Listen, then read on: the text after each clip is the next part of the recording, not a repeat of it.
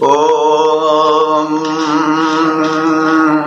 विश्वानि देव सवितर्दुरितानि परासुव यद्भद्रं तन्नयासुव। वेद प्रेमियों, सुधी श्रोताओं, संप्रति हम ऋग्वेद के प्रथम मंडल के 32वें सूक्त के प्रथम मंत्र की व्याख्या में प्रवेश करने जा रहे हैं। इस 32वें सूक्त में कुल 15 मंत्र हैं। मंत्र दृष्टा ऋषि हैं हिरण्यस्तु, आंगिरस और छंद त्रिष्टुप है, जिसमें मंत्र निबद्ध है। त्रिष्टुप 44 वर्णीय मंत्र होता है, छंद होता है। तो इस मंत्र के देवता हैं इंद्र। इस प्रथम मंत्र में इंद्र के प्राथमिक अलौकिक कार्य की झलक है। तो इस विषय के अंतर्गत हम मंत्र की व्याख्या लिखेंगे। देवता इंद्र है। देवता जो मंत्र का होता है वही उसका प्रमुख अस्तुत्य विषय होता है। तो इंद्र के स्वरूप को हम बहुत कुछ जान चुके हैं। वह ऋग्वेद का सर्व प्रधान सार्वभौम देव है, देवेंद्र है और वही सर्वशक्तिमान माना गया है। हम पौराणिक और आज के जनसमाज में प्रचलित इंद्र से अलग करके उस इंद्र को देखें, तब पूरा आशय स्पष्ट होगा। इंद्र वह शक्ति है जो परब्रह्म है, सर्वशक्तिमान है, जिसके अंश स्वरूप समस्त देवी शक्तियां सृष्टि में कार्यरत हैं। तो इंद्र जो इस मंत्र या आगे कुछ मंत्रों की भूमिका में प्रस्तुत किया गया है, वह सृष्टि की आदि शक्ति सार्वभौम शक्ति के रूप में चित्रित है। इन मंत्रों को पढ़ करके हमारे विचार में आज के वैज्ञानिक मत की झलक दिखाई पड़ी। आज का विज्ञान मानता है कि पहले धरती एक आग का धधकता हुआ गोला था। आज भी धरती के भीतर सैकड़ों मील तक फैला हुआ अग्नि का दाहक रूप है, जो ज्वालामुखी के रूप में प्रकट होता है। तो ये धरती जो अग्नि का गोला दिखाई पड़ता था या उस रूप में दृश्यमान था, वो कैसे निवास योग्य बना, इसके विषय में वैज्ञानिकों का मत है कि आकाश में मेघ छाए, प्रबल मेघों का एक समूह छाया और जो सहस्रों हजारों वर्षों तक निरंतर मूसलाधार वृष्टि करता है। फलस्वरूप धरती की जो ऊपरी परत है वो ठंडी होने लगी और धीरे धीरे पर्वतों से नदियों का प्रवाह फूटा, समुद्रगामी हुआ, धरती शीतल हुई, निवास योग्य बनने लगी और इस व्यवस्था के माध्यम से धीरे धीरे धरती में जीवन का विस्तार प्रारंभ हुआ। तो इस मंत्र में कुछ ऐसी ही झलक मिलती है। इंद्र आदिदेव है, सार्वभौम देव है, वह अथवा उसी की सारी व्यवस्था है और व्यवस्था स्थिर कर देने के बाद धरती को वास योग्य बना देने के पश्चात उसी के अंश से अग्नि, वरुण, रुद्र, वसु, आदित्य और मरुद्गण आदि देव उत्पन्न हुए और इस प्रकार से सृष्टि का क्रम चला। अब हम आगे जो कुछ मंत्र देखेंगे उसमें इसकी स्पष्ट झलक दिखाई पड़ती है। तो अब हम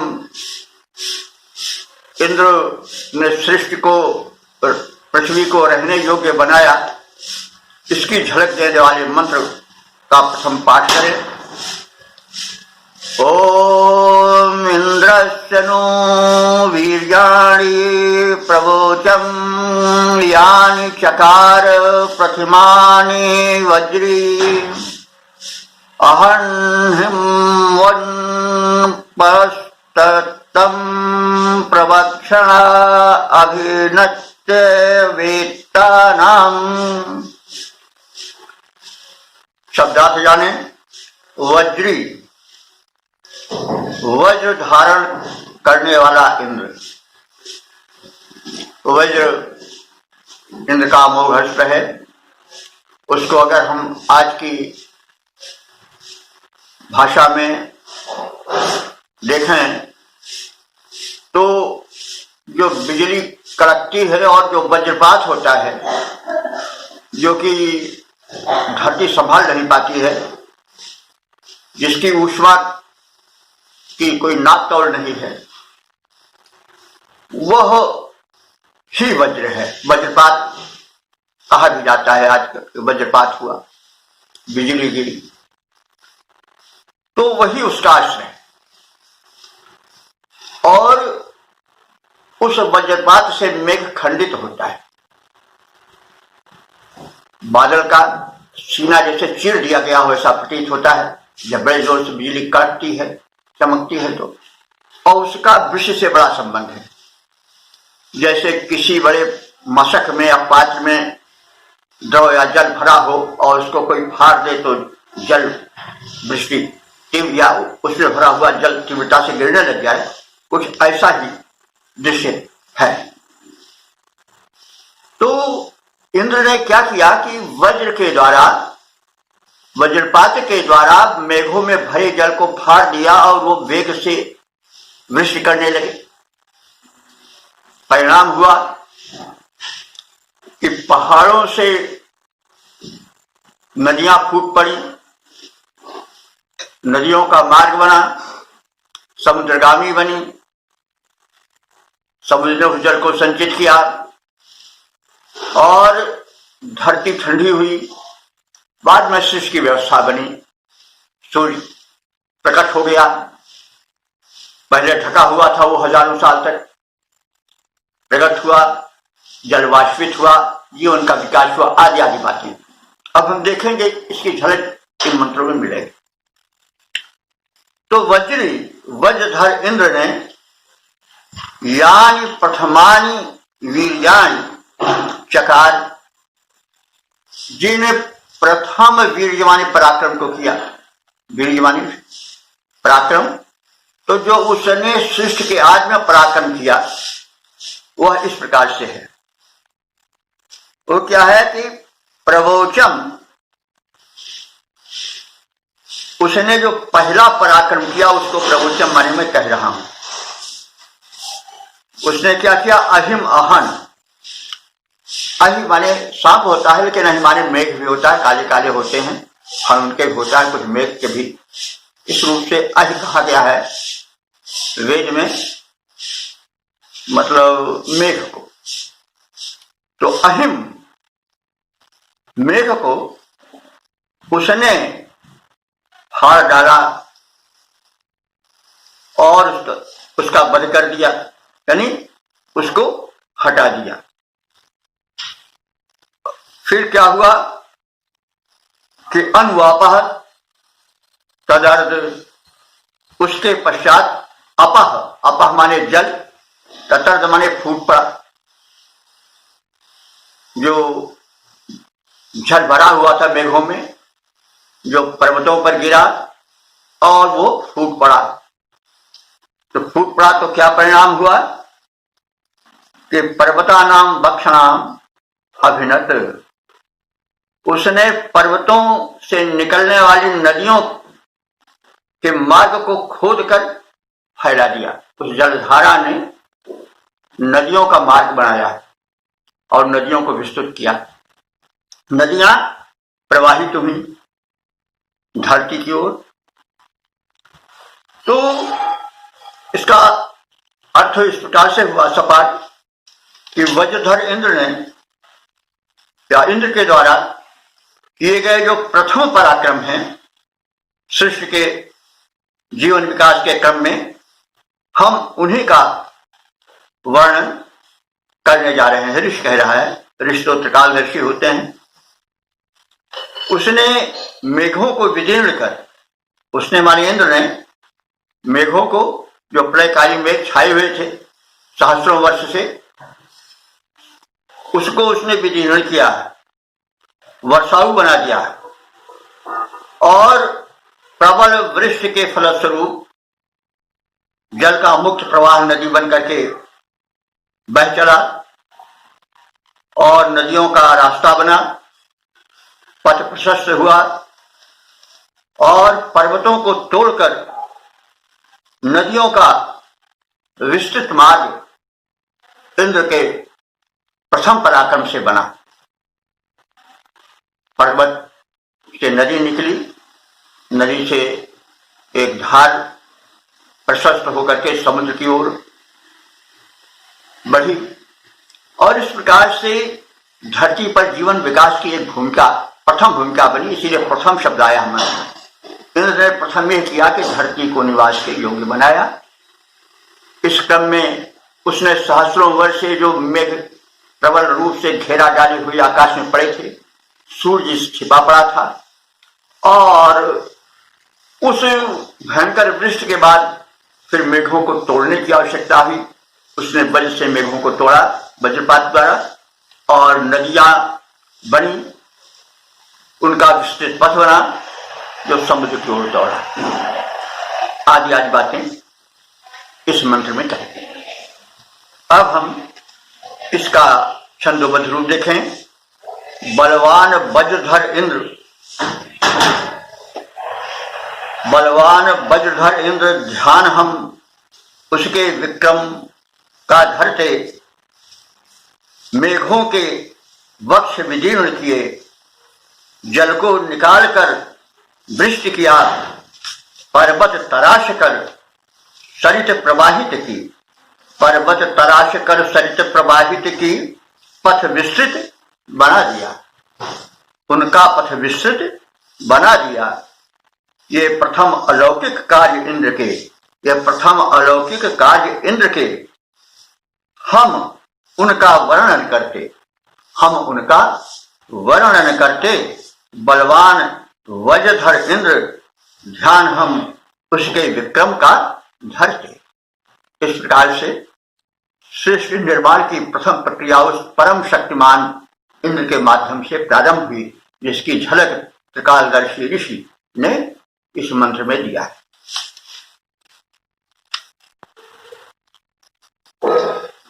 ओम हरि ओम। वेद प्रेमियों, सुधी श्रोताओं, अब हम ऋग्वेद के प्रथम मंडल के 32वें सूक्त के दूसरे मंत्र की व्याख्या में प्रवेश करने जा रहे हैं। यह मंत्र त्रिष्टुप छंद में निबद्ध है। दृष्टा ऋषि हैं हिरण्यस्तूप आंगिरस और देवता इंद्र। इंद्र के स्वरूप को हम जान चुके हैं। इंद्र ने किस प्रकार से पृथ्वी को वृष्टि के माध्यम से रहने योग्य बनाना प्रारंभ किया, इसका वृत्त हम प्रथम मंत्र में प्राप्त कर चुके हैं। उसी बात को दूसरे मंत्र में भी विस्तार से कही जा रही है।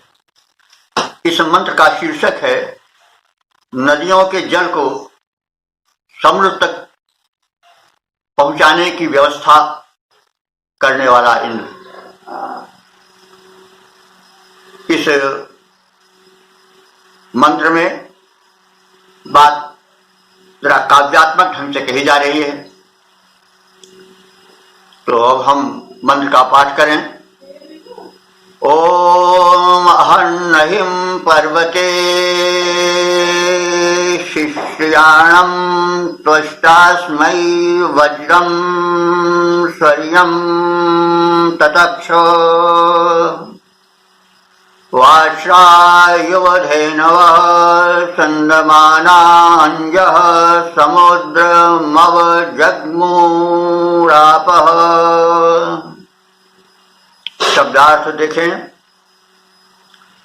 त्वष्टा अस्मै स्वयं वज्रम ततक्ष। त्वष्टा देवशिल्पी को त्वष्टा कहा जाता है, हमको विश्वकर्मा भी कह सकते हैं। तो देवशिल्पी त्वष्टा ने असमय, असमय माने इसके लिए एक मतलब हुआ इस इंद्र के लिए, स्वयं वज्रम ततक्ष, स्वेच्छापूर्वक वज्र का ततक्ष माने निर्माण किया, उसको तराशा, ततक्ष तराशा निर्माण किया। तो त्वष्टा उस इंद्र की शिल्प वाली शक्ति है। तो त्वष्टा देव ने अथवा विश्वकर्मा ने इस इंद्र के लिए वज्र तराशा, वज्र का निर्माण किया। उसके द्वारा पर्वते शिष्याणम, पर्वत पर, शिष्याणम माने आश्रय लेने वाले, अहिम मेघ को, आहन माने मार डाला, विदीर्ण कर डाला। परिणाम क्या हुआ कि धेनवः वाश्रः इव, तो नदियों का प्रवाह समुद्र की ओर वैसे ही दौड़ा जैसे धेनवः माने गायें, बहुवचन है धेनु का, धेनवः गायें, वाश्राह इव, वाश्राह माने हुंकरती हुई धेनुओं की, इव माने तरह, यानी जैसे बछड़े को दुग्ध पिलाने के लिए हुंकरती हुई गायें बड़े वेग से दौड़ पड़ती हैं, वैसे ही संदमान है आपह, नदियों से तीव्रता से सरकता हुआ, भागता हुआ जल, आपह माने जल, संदमान माने सरकता हुआ, भागता हुआ, दौड़ता हुआ जल प्रवाह वेग पूर्वक समुद्रम अंजह, समुद्र की दिशा में, समुद्र की ओर, अंजह दिशा में, तरफ समुद्रम अंजह अवजगमुहु, समुद्र की ओर दौड़ पड़ा। जैसे बछड़े, सद्यजात बछड़े के पिलाने के लिए ढेर दौड़ पड़ती है वेग से, करती हुई, शब्द करती हुई, वैसे ही नदियां वेग से शब्द करती हुई समुद्र की ओर दौड़ पड़ी। इस कथन में काव्यमयता भी है। इसका हम इस प्रकार से अर्थ करेंगे। इंद्र ने पर्वत पर आश्रित बने टिके हुए मेघों को त्वष्टा नामधारी शिल्पी द्वारा बनाए गए वज्र द्वारा विदीर्ण कर डाला। तब नदियों का जल प्रवाह फूट निकला, फिर धारावाही जल बड़े वेग से समुद्र की ओर दौड़ पड़ा। जिस प्रकार से सद्य प्रसूता धेनु अपने बछड़े की ओर हुंकरती हुई दौड़ पड़ती है, तो इस प्रकार से जल वृष्टि के द्वारा मेघों को वर्षाऊ बना करके उसके भीतर के समग्र भरित जल को धसकती हुई, दहकती हुई पृथ्वी की ओर उसे शांत करने के लिए, समुद्र में उसको एकत्र करने के लिए नदी के प्रवाह के रूप में उस इंद्र ने व्यवस्था की। तो ये सब धरती को निवास या विकास के योग्य बनाने के लिए इंद्र रूपी परमात्मा की प्रथम व्यवस्था थी। इसका पद्य रूपांतरण देखें। कर प्राप्त वज्र त्वष्टा निर्मित, कर प्राप्त वज्र त्वष्टा निर्मित, कर में जब उसे संभाला, गिरि पर छाए मेघों का मघवा ने वक्ष फाड़ डाला। मघवा इंद्र, गिरि पर छाए मेघों का मघवा ने तब वक्ष फाड़ डाला। शब्दायमान जल सिंधु ओर बनकर प्रवाह दौड़ा, वैसे गायें बछड़ों के पास हुकरती दौड़ा करती हैं जैसे। है इंद्रदेव की देन, है इंद्रदेव की देन, नीर जो सरिता में बहने वाला, गिरि पर छाए मेघों का मघवा ने जब वक्ष फाड़ डाला। गिरि पर छाए मेघों का मघवा ने जब वक्ष फाड़ डाला। कर प्राप्त वज्र त्वष्टा निर्मित, कर में जब उसे संभाला। तो इस प्रकार से एक भूमिका इंद्र ने सृष्टि के प्रथम विकास के क्रम में की, उसका वर्णन यहां हुआ है।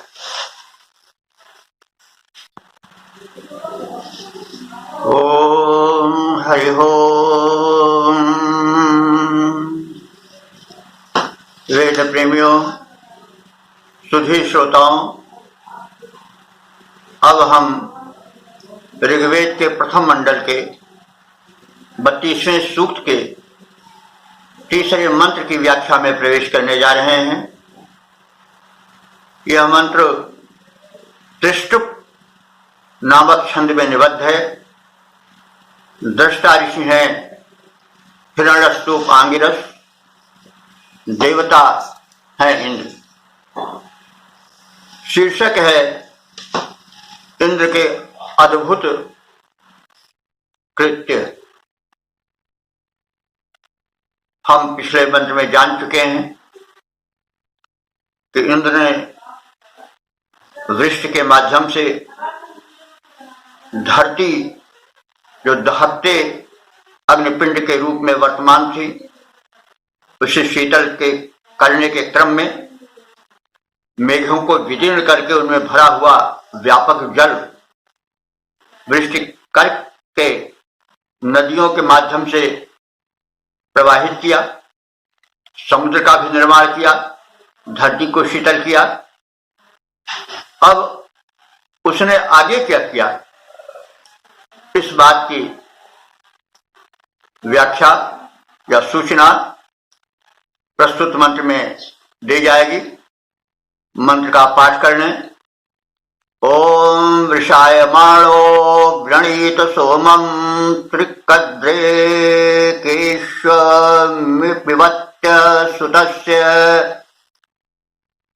आसायकं मघवा दत्त वज्रमहन्नेनं प्रथम मजामहीनाम्। शब्दार्थ जाने। वृषायमाणः,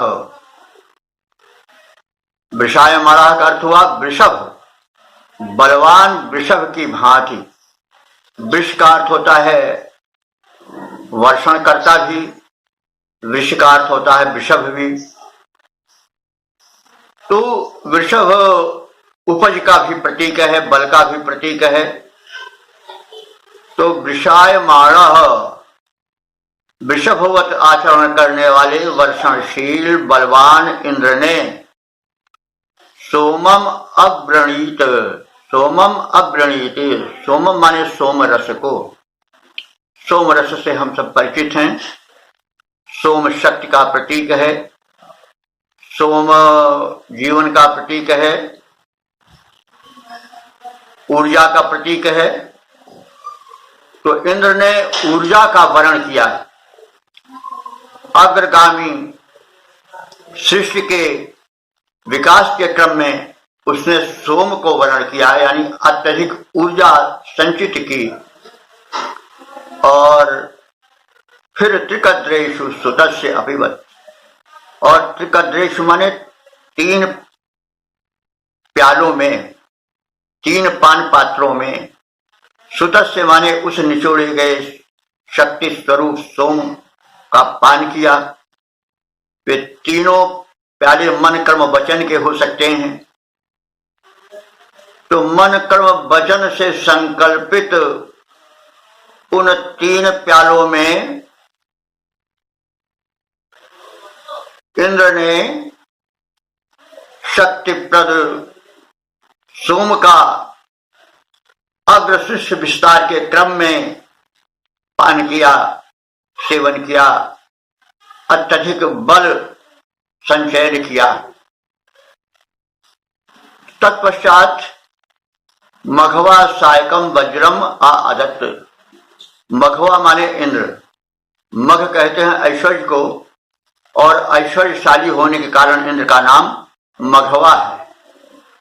उस मघवा ने, ऐश्वर्यशाली इंद्र ने सायकम वज्रम आदत्त। सायकम माने बाण, वज्र जिसे हम अभी जान चुके हैं वज्र को, आदत्त हाथ में धारण किया। उसे उठा करके लेकर के हाथ में धारण किया। और फिर क्या किया, अहि नाम प्रथम जाम एवं अहन।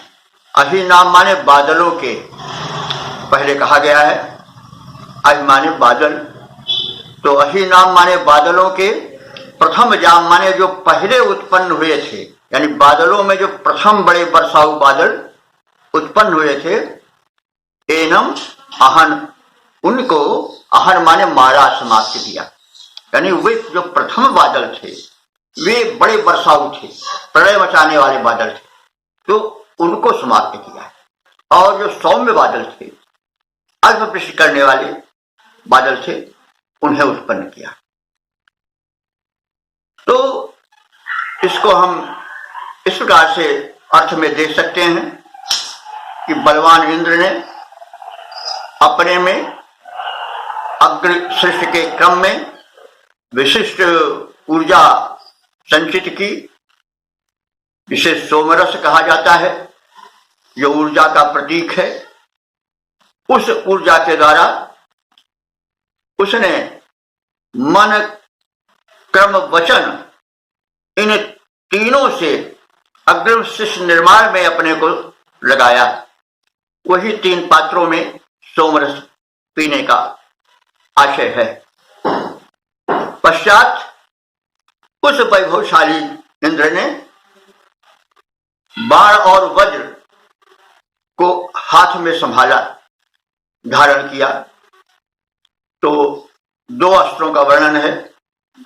तो वज्र तो बड़ा ही भयंकर अस्त्र होता है जो इंद्र का है, वज्रपात के रूप में, और जो सायक है, बाण है, वह भी वेधक है, लेकिन उस वज्र से कुछ अल्प शक्तिमान है। कहने का मतलब दूसरी शक्तियों को उसने धारण किया, एक प्रबल शक्ति को, जिससे जो कुछ विशिष्ट विघ्न थे उनको नष्ट किया पहले। उसके पश्चात फिर जो सामान्य विघ्न थे उनको तीरों द्वारा नष्ट किया। यह भाव समझना चाहिए। और फिर जो प्रमुख बादल थे, जो अत्यंत वर्षालु थे, उनको काट छांट कर अलग किया और सामान्य बादलों को आकाश में स्थिर रखा और अपने सायक द्वारा, बाण द्वारा जो सामान्य और विघ्न थे, जो उन मेघों की तरह जिनको अहि कहा गया है, विषैले नहीं थे, तीव्र नहीं थे, उन सामान्य विघ्नों को हटाया। तो इस प्रकार से हम सृष्टि के विकास क्रम में इंद्र के दूसरे प्रयास की एक झलक देखी। अब इसके पद रूपांतरण का भी अवलोकन कर लें। बलवान इंद्र ने उपासकों का इस प्रकार उपकार किया, भक्तों के प्रिय भक्ति भाव का सोम सरस स्वीकार किया। वचन कर्म मन तीनों पात्रों में था भक्ति सोम उमड़ा, पान किया जब परमेश्वर ने हुआ प्रतीत प्रसन्न बड़ा। बाण वज्र कर में लेकर वैरी दुष्टों पर वार किया, अहिसम रिप के मुख्य वीर को कर विदीर्ण संहार किया। इस प्रकार उस परमेश्वर ने हम सबका उद्धार किया, हम सबका उद्धार किया। बलवान इंद्र ने उपासकों का इस प्रकार उपकार किया।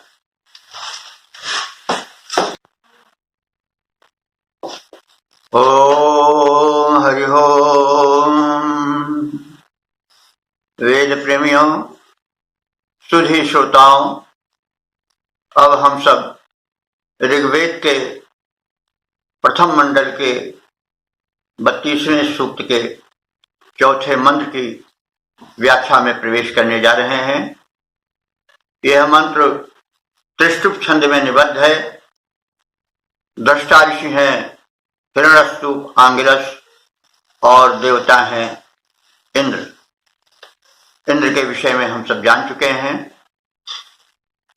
तो इस मंत्र का शीर्षक होगा धरती पर जीवन के विकास की भूमिका बनाने वाला इंद्र। मंत्र का पाठ करें। ओम यदिन्द्र हन प्रथम जामहीनां मन्मयी नामिना प्रोत मायाः सूर्यं जनयन् द्यामुषासं साधीत्ना शत्रुं न किल विवित्से। शब्दार्थ जाने। उत इंद्र, उत माने और, इंद्र माने इंद्रदेव जिनका परिचय जा चुका है, जो धरती को वास योग्य बनाने के लिए प्रयत्नरत थे। वे और आगे क्या विशिष्ट किए अपने प्रथम सर्जन के क्रम में। तो यत अहि नाम प्रथमजम अहन। यत माने जो, अहि नाम माने वर्षाओं विकट मेघों में प्रथम जम माने पहले पहल प्रकट हुए थे, उन बादलों को, उन प्रलयंकारी बादलों को आहन माने मार डाला, माने समाप्त कर दिया। तो जैसा पहले कहा गया है, आकाश मंडल में बड़े भयंकर मेघ थे जिनसे अपार वृष्टि हो रही थी, उनके उस स्वरूप को उसने समाप्त किया, उनके वृष्टि के उस प्रलयंकारी रूप को रोक दिया। और फिर क्या किया? आत्मा ने होता तदनंतर, तत्पश्चात माय नाम माया प्र अमीना। माय नाम माने मायावियों की। तो मेघ मायावी होते हैं ना, कभी कुछ रूप बन जाता है, कभी कुछ रूप बन जाता है, कभी मेघों में बंदर ऐसा रूप बन जाता है, कभी भालू ऐसा बन जाता है, कभी कुछ है। तो इसलिए रूप बदलने के कारण मेघों को मायावी कहा गया है। तो उन मायावी माने भांति भांति के रूप प्रकट करने वाले मेघों को प्रअमीना विशेष रूप से विनष्ट किया। और फिर क्या किया? आत्मा ने तदनंतर द्याम, द्याम माने आकाश में, द्यो में, उषासम सूर्यम जनयन। उषासम माने उषाओं को, जो उषा हम लोग जानते हैं, सूर्योदय के पहले का जो झुरफुला समय होता है वो उषा काल होता है। तो उषाओं को प्रकट किया। और फिर क्या किया? सूर्यम जनयन, सूर्य को प्रकट किया। बात स्पष्ट हो रही है, जब घनघोर मेघ छाए थे तो उषाएं भी नहीं थी, केवल एक रूप था, अंधकार ही अंधकार, जल ही जल का वर्षण, और फिर सूर्य भी ढका पड़ा था। तो जब उन प्रलयंकारी मेघों को इंद्र ने नष्ट किया तो आकाश प्रसन्न हो गया, निर्मल हो गया, और उससे उषा झांकने लगी, उषा का रूप प्रकट हुआ। और तदनंतर सूर्य का प्रकटीकरण हुआ। इस प्रकार से सृष्टि के विकास की भूमिका प्रकट हो गई, भूमिका स्पष्ट हो गई। तात्पर्य हुआ कि मेघों के विकट घेरे के समाप्त करने के बाद इंद्र ने उषा को प्रकट होने का अवसर दिया। उषा काल के बाद फिर सूर्योदय हुआ और सृष्टि का उपक्रम हुआ। फलस्वरूप तदित ना किर शत्रु न विवत्से, और तब फिर सृष्टि निर्माण के क्रम में कोई भी शत्रु यानी बाधक तत्व न विवत्से, अवशिष्ट नहीं रह पाए, बच नहीं पाए। किल माने निश्चय ही। तब निश्चित रूप से जो सृष्टि के विकास क्रम में बाधाएं थी, जो शत्रु रूप थी, उनमें से एक भी नहीं बच पाई। उषा काल आया, सूर्योदय हुआ और सृष्टि के विकास का प्रथम चरण यहां से झांकने लगा, प्रकट हो गया। यह बात बताई गई है। इस प्रकार से बताया गया कि इंद्र ने प्रथम उन प्रलयंकारी मेघों को, जो बड़े प्रबल वेग से बह रहे थे, नदियों को बना रहे थे, धारा प्रवाह जल बह रहा था, उससे धरती शीतल हो रही थी। अब आवश्यकता थी कि नवीन सृष्टि का निर्माण हो। इसके लिए उन सृष्टा सर्वसमर्थ परमात्मा परब्रह्म रूप इंद्र ने विमल व्यवस्था की, मेघों के आडंबर को, घेरे को नष्ट किया। वे जो सहस्रों वर्षों से बरसाऊ बादल छाए थे, उनके अवरोध को दूर किया। फलस्वरूप उषा सुंदरी झांकने लगी। आकाश में उसने अपने प्रथम दर्शन दिए और तदनंतर भगवान मरीचिमारी सूर्य का उदय हुआ और सूर्योदय के साथ साथ फिर सृष्टि के विकास का क्रम आगे बढ़ा। इस वैज्ञानिक तथ्य का प्रकटीकरण इन मंत्रों में स्पष्ट रूप से हुआ है और जो आज वैज्ञानिक कह रहे हैं उसकी स्पष्ट झलक इन मंत्रों में दी गई।